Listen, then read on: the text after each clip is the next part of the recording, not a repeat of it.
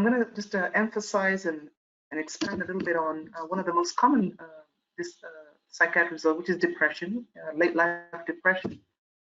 And the reason I think I want to hamper or just tune in a little bit more to this disorder is the symptoms and the presentation are very, or can be very different from how you would expect depression to present and be reported in a younger person.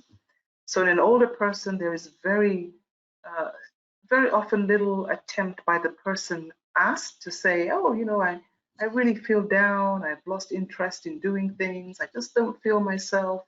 I'm aware that I'm really, in a sense, depressed.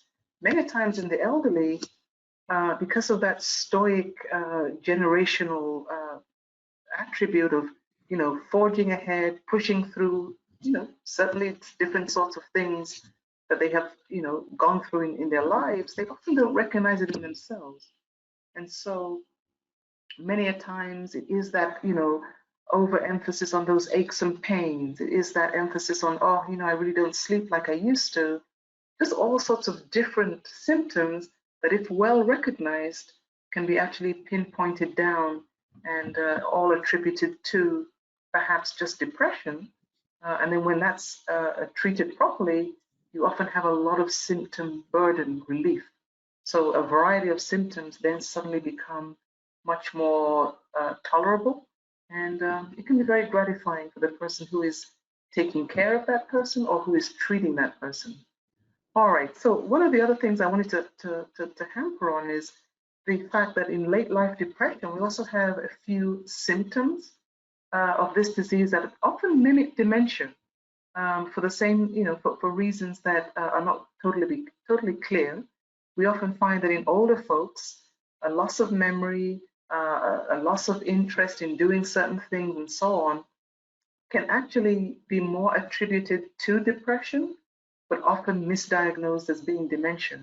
So often you have family members say, you know, Mr. So-and-so, or my mom or my dad, they're really not remembering things like they used to.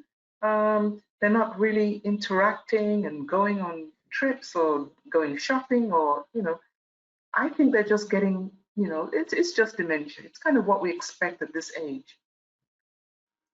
But very usually or commonly, you can actually find that there's some underlying depression that hasn't been identified, hasn't been treated, might even have been there for years, and the symptoms start to look like depression, or start to look like dementia. And even though dementia and depression often have very similar symptoms, it's at least worth further investigation, because there are instances where people have been thought to have dementia, they're screened, they're diagnosed, and they're treated. There's a huge quality of life that's brought back. And so it's as a geriatrician, as an internist, I've seen this happen before, and it's a very wonderful thing to see a loved one suddenly get treatment and suddenly start to, you know, function. And so we go back to the words which is very common in geriatrics, where we talk about not necessarily quantity of life, but quality. And to see that quality, you know, come back in an older person is, you know, it's a joy.